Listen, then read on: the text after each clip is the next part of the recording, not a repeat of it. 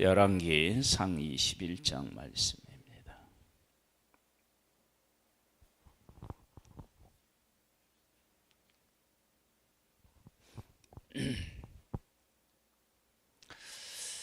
어, 21장은 그 아합과 나봇 그 사이에 이제 포도원이 있고, 그런데 이 일이 있을 때를 성경은 뭐라고 이렇게 이제 표현하느냐 그러면 이렇게 표현합니다.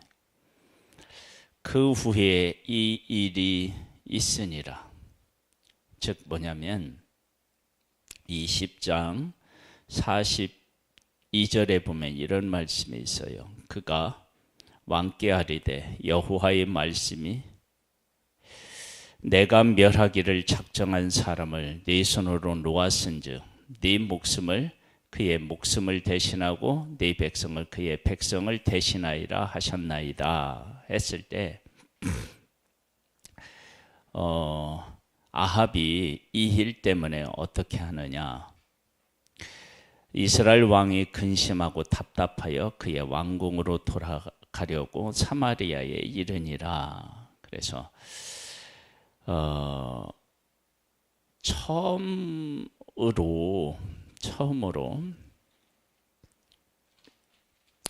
그 나봇이 그 근심하며 하나님이 하실 일 때문에 근심하며 걱정하는 일이 이제 생겨요. 아합이 참요. 아합이 그런 일이 생겨요. 그런데 이 일이 어떤 일로 생기느냐 그러면 가뭄이라든지, 물론 가뭄에도 근심하고 걱정했겠죠. 그리고 불로응답했다든지, 이제 그것뿐만 아니라 뭘로 생기느냐 그러면 이 나봇의 포도원 이 일로 인해서 생겨요. 근데 이게 우리가 이제 이런 것들을 대하면서 아합이 얼마나 악한 왕이었느냐, 이걸 밝히는 것이 하나님의 목적이 아니에요. 물론 그가 얼마나 악했느냐 그것을 우리가 알아야 되겠죠. 왜냐하면 도대체 아합은 어떻게 잘못을 했길래 저런 하나님의 그런 하나님이 아파하시기도 하고 하나님이 심판하시기도 하느냐, 이런 부분에 대해서 알아야 되겠죠. 그런데 진짜 우리가 알아야 되는 것은 하나님께서 아합에게 베풀어 주시는 그런 어떤 은혜의 기회라고 할 수 있을까요? 기회의 은혜라고 할 수 있을까요? 그러니까 뭐냐면 기근으로 친 것도 하나님께서 아합과 이스라엘로 하여금 죽게로 돌아오라고 하는 거잖아요. 찾아가서 불러서 응답하신 것도 그런 의미가 있고, 그래서 불러 응답하셨을 때 백성들이 여호와 그는 하나님이시다, 여호와 그는 하나님이시다 이렇게 얘기하잖아요. 고백하잖아요. 이제 그렇게 돌아오기를 위한 것이고, 또 그 이후에 비를 주시고 그 다음에 전쟁에서 승리케 하시는 이 모든 과정이 하나님께서 함께 하시기 때문임을 분명히 보여주신 거란 말이에요. 그래서 가뭄은 뭐냐, 지금까지 너희들이 살았던 모든 삶은 내가 너희들에게 베풀어 주었기 때문이지 내가 막으면 너희들은 누릴 수 없다, 이것을 하나님이 분명히 하셨고, 불로 응답하시는 것은 하나님의 관계에 문제가 있는데, 이 문제 분명히 문제가 있는데 그래서 무너진 제단을 다시 세운 거예요. 그래서 하나님하고 하나님의 백성하고의 관계가 무너졌는데 이걸 하나님께서 바르게 세우기를 원하신다라고 하는 사실을 우리가 알 수 있고, 그리고 하나님의 백성들이 제대로 돌아오지 못했다 그러면 하나님께서 비를 안 주시고, 야 니네 계속 안 오냐, 안 하느냐, 안 돌아오느냐, 그러면 내가 가뭄을 계속 진다. 그러면 하나님께로 돌아올 수밖에 없겠죠. 그런데 하나님이 다시 비를 주시는 것은 심판의 목적이 아님을 분명히 하고 계십니다. 그리고 나서 아람과의 이제 전쟁이 있어요. 그 전쟁에서 질 수밖에 없는데 하나님이 이기게 하셔요. 그래서 지금 계속해서 아합이라고 하는 가장 악한 왕에게 기회를 주시는 거예요. 하나님께서 은혜를 베풀고 있으니까, 내가 은혜를 베풀으니까 돌아와라, 돌아와라. 나를 인정해라. 그렇게 하나님께서 찾아가시고 은혜를 베풀어 주시는데 그걸 못 깨달아는 거예요. 그러니까 못 깨달아 아는 것을, 그것이 어디에서 나타나느냐 그러면은 이 나봇의 포도원에서 나타나는 거예요. 그 후에 이 일이 있으니라. 이스라엘 사람 나봇에게 이스라엘의 포도원이 있어 사마리아 왕 아합의 왕궁에 가깝더니 아합이 나봇에게 말하여 이르되 네 포도원이 내 왕궁 곁에 가까이 있으니 내게 주어 채소밭을 삼게 하라. 내가 그 대신에 그보다 더 아름다운 포도원을 네게 줄 것이요, 만일 네가 좋게 여기면 그 값을 돈으로 네게 주리라. 우리 같으면 아멘 할 텐데. 나봇이 아합에게 말하되 내 조상의 유산을 왕에게 주기를 여호와께서 금하실지로다 하니, 이스라엘 사람 나봇이 아합에게 대답하여 이르기를 내 조상의 유산을 왕께 줄 수 없다 하므로 아합이 근심하고 답답하여 왕궁으로 돌아와 침상에 누워 얼굴을 돌리고 식사를 아니하니. 자, 여기에서 하나님께서 지금 그 아합에게 뭘 말씀하시느냐. 아합은 왕궁에 가까워요. 그러니까 나봇이 어디 사는지 모르겠는데 이 밭이 그 아합의 왕궁에 더 가까울 수도 있잖아요. 그렇죠?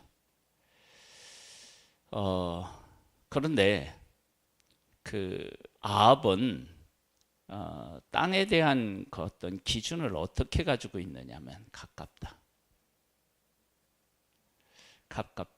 그리고 욕심이 난다. 뭐 그런 가깝기도 하고 보기에 좋기도 하고, 그러니까 욕심을 내는 거예요. 그런 기준으로 뭘 보았느냐? 이 밭을 본 거예요. 포도원을 본 거예요. 그런데 나봇은 어떻게 하느냐? 이것은 하나님이 주신 기업이다. 유산이다. 우리 조상에게 하나님이 주신 기업이다. 그래서 그것을 뭐 가깝고 멀고 아름답고 이런 차원에서 본 게 아니라고요. 자, 그렇게 아합이 나봇이 이야기했다 그러면 그 이야기를 아합이 들었다 그러면 하나님이 나로 하여금 하나님의 유산을 얼마나 가치 있게 생각하는지를 이렇게 이제 이야기하는구나. 내가 지금 생각하고 행동하는 것에 문제가 있구나라고 하는 것을 깨달았어야죠. 그렇죠? 그런 기회를 하나님이 주시는 거예요. 그런데 그 다음에 이제 아합의 그 행동이 뭐냐면 그 말이 맞거든요. 하나님이 주신 유산, 우리 조상들이 주신 유산을 팔 수가 없는 거거든요. 근데 그렇게 이야기하니까 이 아합이 어쩔 수가 없는데 갖고는 싶어요. 그래서 어떻게 하냐? 근심하고 답답한 거예요. 이 근심하고 답답한 것이 어떤 그 일들을 겪어서 그러느냐. 가뭄, 불능응답, 아람과의 싸움에서 이기고 이런 것들을 통해서 하나님을 이젠 부인할 수가 없는 거예요. 그러니까 하나님도 인정하고 있는데 믿음에 이제 그 깊이가 없으니까, 예? 그래서 이제 씨 뿌리는 비유에서 길가, 돌밭, 가시덤불 그러잖아요. 예? 세상의 염려, 근심, 걱정, 이런 것들 때문에 결실을 못하잖아요. 그럼 어떻게 되느냐? 이 아합이 그렇게 경험한 하나님을 완전히 부인할 수도 없고요. 그렇다고 그 하나님을 인정함으로 내 욕심을 다스릴 능력도 없는 거예요. 그러니까 어떻게 되냐면 갈등을 겪는 거예요. 그러니까 우리가 하나님 안에서 갈등을 겪을 때 그때 내 믿음의 깊이를 가늠할 수 있어요. 내가 정말로 하나님을 믿고 신뢰하면 근심과 걱정을 이겨내는 그 힘이 믿음에서 나와요. 그런데 한편으로는 하나님을 떠날 수도 없고 그렇다고 하나님을 완전히 믿지도 못하고 이러면 틀림없이 내 안에서 갈등을 겪습니다. 그러니까 아합이 갈등을 겪는 것이 하나님께서 그에게 찾아오셔서 보여주신 것 때문에 이만큼은 된 거예요. 그런데 그것이 자기의 욕심을 버리고 하나님의 뜻을 따를 수 있는 그런 곳까지는 가지를 못하는 거예요. 여러분, 우리가 하나님을 믿고 섬기는 데 있어서 하나님께서 나에게 하신 일을 통해서 하나님이 어떤 하나님이신지를 깨달아 알고 그 하나님을 고백하면 어떤 일이 있느냐? 이와 같은 일에서 내 자리를 찾는 거예요. 아, 하나님이 유산으로 주셨지, 취업으로 주셨지, 하나님께서 하시는 일, 하나님이 주신 것, 이걸 무엇보다도 소중하게 여겨야지. 내가 잘못 생각했구나. 이렇게 깨달아고 이렇게 돌이키고 이렇게 결정하고 살아가는 것이 그게 믿음인 거예요. 자, 보겠습니다. 누워서 이제 그 얼굴을 돌리고 식사도 하지 않았어요. 우리말로 쉽게 얘기하면 삐진 거예요. 그의 아내 이세벨이 그에게 나와 이르되 왕의 마음에 무엇을 근심하여 식사를 아니하나이까? 왕이 그에게 이르되 내가 이스라엘 사람 나봇에게 말하여 이르기를 네 포도원을 내게 주되 돈으로 바꾸거나 만일 네가 좋아하면 내가 그 대신에 포도원을 네게 주리라 한즉 그가 대답하기를 내가 내 포도원을 네게 주지 아니하겠노라 하기 때문이로다. 여기에 뭐가 빠졌어요? 사실은 유산, 기업이라 이런 것이 빠져 있어요. 마치 그냥 에덴 동산에서 선악과 이야기할 때 제대로 이야기하지 못한 것과 같은 거죠. 그의 아내 이세벨이 그에게 이르되 왕이 지금 이스라엘 나라를 다스리시나이까? 일어나 식사를 하시고 마음을 즐겁게 하소서. 내가 이스라엘 사람 나봇의 포도원을 왕께 드리리다 하고 아합의 이름으로 편지를 쓰고 그 인을 치고 봉하여 그의 성읍에서 나봇과 함께 사는 장로와 귀족들에게 보내니 그 편지 사연에 이르기를 금식을 선포하고 나봇을 백성 가운데 높이 앉힌 후에 불량자 두 사람을 그의 앞에 마주 앉히고 그에 대하여 증거하기를 내가 하나님과 왕을 저주하였다.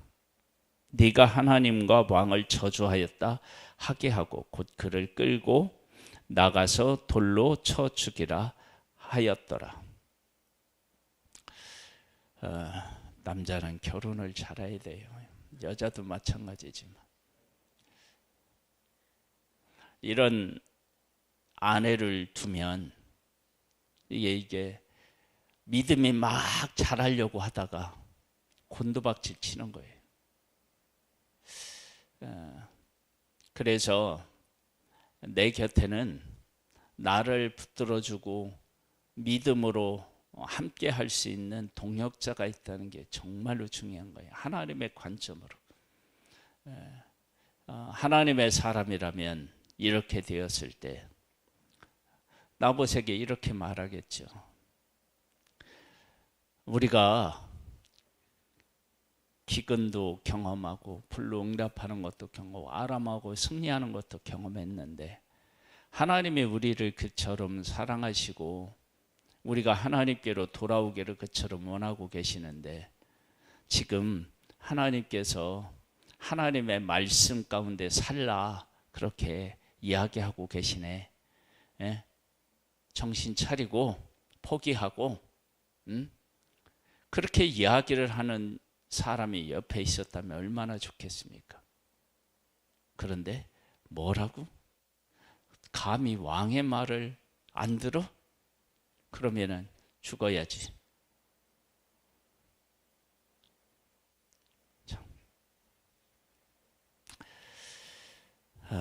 그 다음에요 11절에 이런 말씀이 나와요. 그의 성읍 사람과 그의 성읍에 사는 장로와 귀인들이 이세벨의 지시 곧 그가 자기들에게 보낸 편지를 쓴 대로 하여 금식을 선포하고 나봇을 백성 가운데 높이 앉히매 때에 불량자 두 사람이 들어와 그의 앞에 앉고 백성 앞에서 나봇에 대하여 증언을 하여 이르기를 나봇이 하나님과 왕을 저주하였다 하매 무리가 그를 성읍 밖으로 끌고 나가서 돌로 쳐 죽이고 이세벨에게 통보하여 나봇이 돌에 맞아 죽었나이다 하니 이세벨이 나봇이 돌에 맞아 죽었다 함을 듣고 이세벨이 아합에게 이르되 일어나 이 이스라엘 사람 나봇이 돈으로 바꿔 주기를 싫어하던 나봇의 포도원을 차지하소서. 나봇이 살아있지 아니하고 죽었나이다. 아합이 나봇이 죽었다 함을 듣고 곧 일어나 이스라엘 사람 나봇의 포도원을 차지하러 그리로 내려갔더라. 자, 아합이 그러면 그렇다고 해요. 그리고 이세벨이 그러면 그렇다고 해요. 그런데 이 편지를 받고 백성의 장로들과 귀인들이 진리 편에 서야지 이렇게 악의 편에 서서 의인을 죽여야 합니까? 그러니까 지금 아합뿐만 아니라 백성들도 하나님께서 그들에게 베풀어 주신 은혜, 그들을 찾았는데 그들이 돌이키지 않았다라고 하는 것을 지금 보여주고 있잖아요. 하나님께서 은혜를 베풀어 주시는데 그 은혜를 제대로 받지 못하는 거예요. 그러니까 가뭄도 은혜였고 불응답한 것도 은혜였고 전쟁에서 승리하게 한 것도 은혜였어요. 그런데 그런 은혜들, 그리고 지금 나봇의 이 포도원을 놓고 그런 생각을 하게 하고 그런 생각 속에 하나님이 우리 조상에게 준 유산, 유업, 기업을 팔 수 없다. 이건 그렇게 깨우치게 하시는 것, 그 말을 듣게 하시는 것도 하나님의 은혜였던 거예요. 그런데 그것을 어떻게 해요? 깨닫지 못하는 거예요. 그러면 어떻게 되느냐? 깨닫지 못하면 어떻게 돼요? 망하는 거예요. 그 다음 볼게요. 여호와의 말씀이 디셉 사람 엘리야에게 임하여 이르시되 너는 일어나 내려가서 사마리아에 있는 이스라엘의 아합 왕을 만나라. 그가 나봇의 포도원을 차지하려 그리로 내려갔나니 너는 그에게 말하여 이르기를 여호와의 말씀이 네가 죽이고 또 빼앗았느냐고 하셨다 하고 또 그에게 이르기를 여호와의 말씀이 개들이 나봇의 피를 핥던 곳에서 개들이 네 피 곧 네 몸에 피도 핥으리라 하셨다 하라. 아합이 엘리야에게 이르되 내 대적자여 네가 나를 찾았느냐 대답하되 내가 찾았노라. 지금 대적자라고 얘기를 하잖아요. 이거 지금 엘리야를 대적자라고 이야기하는 것은 누구를 대적자로 생각하고 있는 거예요? 하나님을. 여전히 그러고 있는 거예요.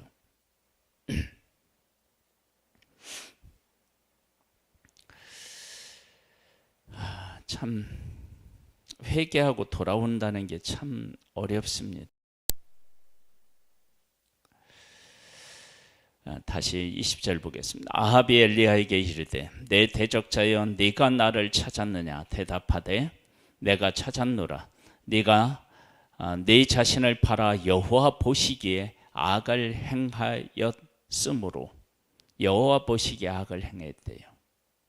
여호와의 말씀이 내가 재앙을 네게 내려 너를 쓸어버리되 네게 속한 남자는 이스라엘 가운데에 매힌자나 노힌자를 다 멸할 것이요 또 네 집이 느밧의 아들 여로보암의 집처럼 되게 하고 아히의 아들 바하사의 집처럼 되게 하리니 이는 네가 나를 노하게 하고 이스라엘이 범죄하게 한 까닭이니라 하셨고, 이 아합이 이 욕심, 그러니까 나봇이 얘기한 이야기를 듣고 돌이켰더라면 모든 게 끝이에요. 거기서 자기 자리로 돌아오는 거예요. 그런데 욕심을 버리지 못하고 하나님을 인정하면서도 욕심을 버리지 못하니까 갈등을 겪게 되고, 또 악한 이세벨이 그 얘기를 들으니까 이 일이 어디로 확 기우느냐, 악쪽으로 확 기우는 거예요. 그리고 나서 이세벨이 편지를 써서 장로와 귀인들에게 이야기하니까 거기에 대항해야 될 거 아니에요. 이건 나봇이 맞다. 왜 의인을 죽이냐 이렇게 나와야 되는데 그들도 다 그 권력 앞에 무릎을 꿇는 거예요. 그래서 이제 어떻게 되느냐, 문제가 생긴 거예요. 이세벨에게 대하여도 여호와께서 말씀하여 이르시기를 개들이 이스라엘 성읍 곁에서 이세벨을 먹을지라.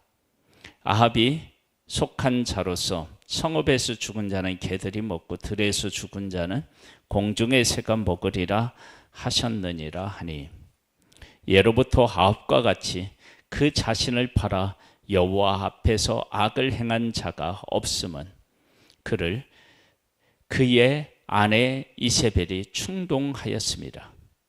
그가 여호와께서 이스라엘 자손 앞에서 쫓아내신 아모리 사람의 모든 행함같이 우상에게 복종하여 심히 가증하게 행하였더라. 하나님께서 결혼할 때 통혼하지 말라고 그랬죠. 그러니까 하나님의 말씀을 지키지 않으면 그 지키지 않는 것이 뭐가 되느냐면 죄가 들어오는 통로를 만드는 거예요. 이방인하고 결혼하는 것이 무조건 잘못입니까? 성경은요, 이방인과 결혼하는 것이 복된 쪽으로 가는 경우가 참 많아요. 기생 라합도 결혼해서 예수님 족보에 들어갔고요. 또 모함 여인 롯도 예수님 족보에 들어갔잖아요. 그렇죠? 그리고 죄를 지을 수밖에 없었던 우리아의 밧세바도 들어가고요. 물론 잘못한 일에 대한 것들의 대가들은 있었지만은, 그러나 결혼해서 예수님의 족보에 들어갔단 말이에요. 그리고 하나님께서 하나님의 백성을 택하실 때 아브라함부터 시작하잖아요. 근데 아브라함부터 시작해서 하나님께 아브라함을 택하신 이유가 모든 민족이 너로 인하여 복을 받는데요. 물론 이 복을 받는 것은 하나님의 하나님 되심이 아브라함과 그 후손을 통해서 전해진다, 알려진다, 그런 의미를 담고 있는데, 결혼해서 그렇게 하면 되잖아요. 그런데 통혼하면 어떻게 되냐면 하나님의 백성들이 거룩을 지키는 것이 아니라 죄를 짓는 대로 넘어간다는 거예요. 유혹을 받는다는 거예요. 인간이 죄인이기 때문에 그게 훨씬 더 쉽다는 거예요. 왜냐하면 세상 모든 종교는 사람이 만든 거예요. 사람이 만들었기 때문에 어떻게 되느냐? 사람이 지키고, 사람이 받아들이고, 사람이 그 안에서 행하는 것이 훨씬 더 쉬워요. 그러니까 육체의 죄성을 가진 인간이 사람이 만든 종교는 그것을 지키는 게 훨씬 더 쉬워요. 그런데 하나님 안에서 하나님 뜻을 따르는 일은 어려워요. 왜 그러느냐? 하나님이 거룩하시기 때문에 하나님이 우리에게 요구하시는 것이 거룩이에요. 근데 우리는 죄인이란 말이에요. 그러니까 거룩하신 하나님의 요구를 죄인인 우리가 그것을 지키는 일이 어려운 거예요.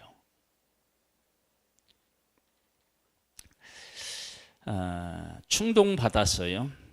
자, 이 이야기에 대해서 뭐라고 어떤 이제 결론으로 가느냐 그러면, 아합이 이 모든 말씀을 들을 때에 그의 옷을 찢고 굵은 배로 몸을 동이고 금식하고 굵은 배로 누우며 또 풀이 죽어 다니더라.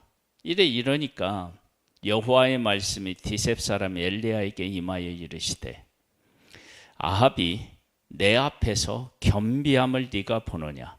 그가 내 앞에서 겸비함으로 내가 재앙을 저희 시대에는 내리지 아니하고 그 아들의 시대에야 그의 집에 재앙을 내리리라 하셨더라.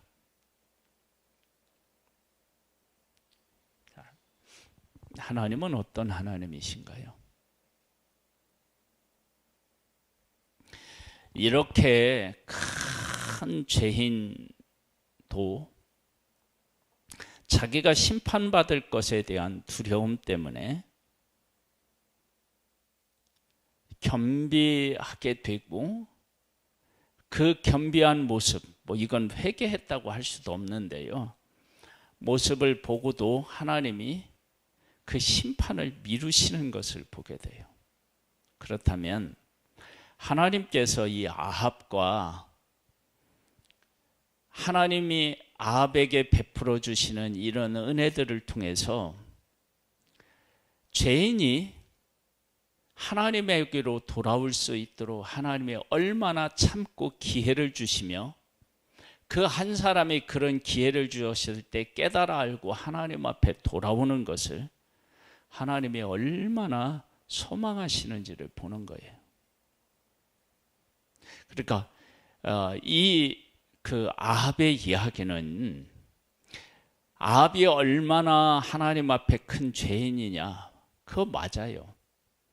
죄인이에요. 그런데 그런 죄인마저도 하나님께서 어떤 은혜와 어떤 기회들을 그에게 제공해서 하나님을 깨달아 알고 하나님 앞에 돌아오기를 원하시는지, 그 하나님의 사랑의 깊이와 긍휼과 자비의 깊이를 우리에게 보여주고 있는 거예요. 하나님은 지금도 우리 한 사람 한 사람에게 찾아가셔서 하나님을 깨달아 알고 하나님께로 오기를 소망하고 계십니다. 그분이 우리가 주께로 돌아오도록, 그리고 우리와 함께하기 위해서 독생자를 보내서 십자가에서 못 박아 죽이신 것입니다. 그리고 우리를 자녀 삼기를 원하시고 우리 안에 성전을 삼고 와 계시기를 원하시는 분이십니다. 하나님 아버지, 우리에게 은혜를 베풀어 주셔서 하나님이 우리를 찾아와서 일하시는 그런 것들을 깨달아 알고 하나님께로 돌아가서 하나님과 함께 살아가는 복된 우리의 삶이 되기를 소망합니다. 오늘도 우리와 함께 하시는 하나님을 만나고 하나님의 기쁨이 되는 하루가 되기를 소망하오며 예수님의 이름으로 드립니다. 아멘.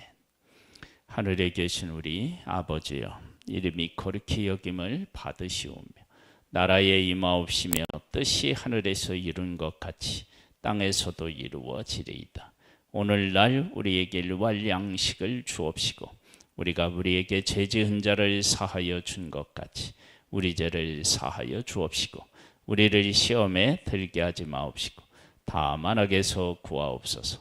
대개 나라와 권세와 영광이 아버지께 영원히 있사옵나이다. 아멘.